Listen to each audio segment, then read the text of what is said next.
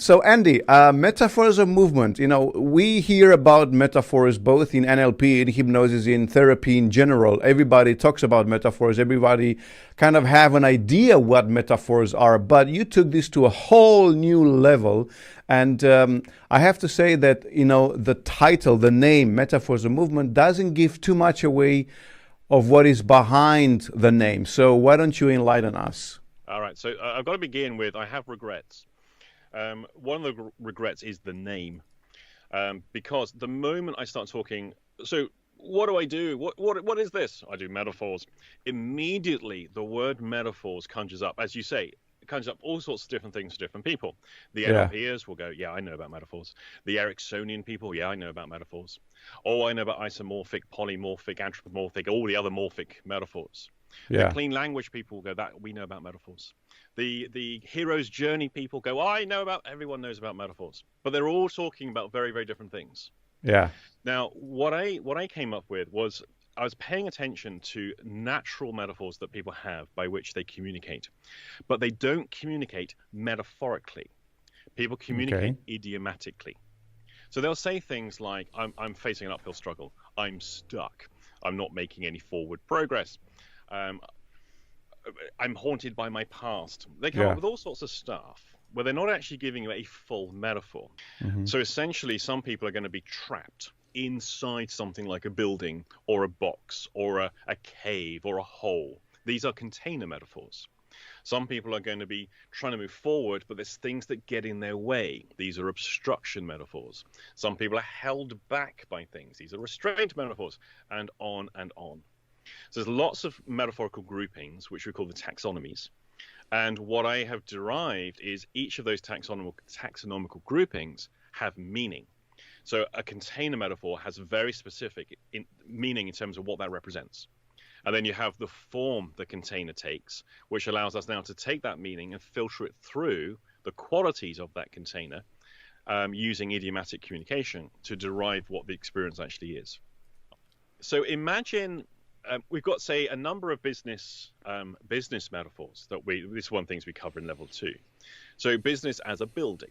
We talk about having a blueprint for business, constructing a business, adding a new level to the business, extending the business, building the business on a solid foundation, and so forth. Now, what I know about that business is it's not going to go anywhere.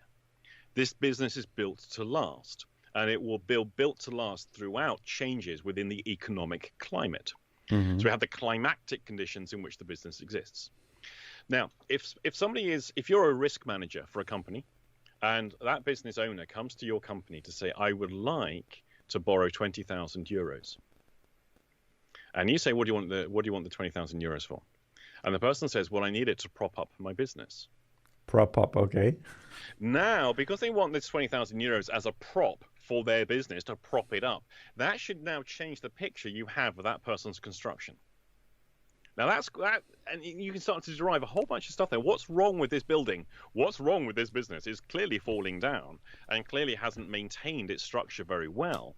Is that 20,000 euros going to help make profit? No, it's not. It's merely going to support the existing structures of the business, which is already failing. By having a coherent strategy, you immediately eliminate all of those people who aren't looking, they're coming from a different metaphorical paradigm in terms of what they want to buy.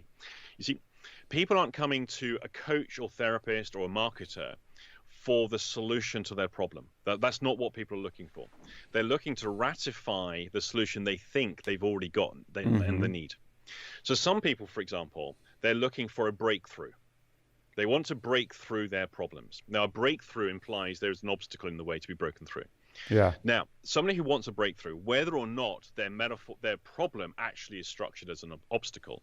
So every problem has built into it an operating metaphorical presupposition.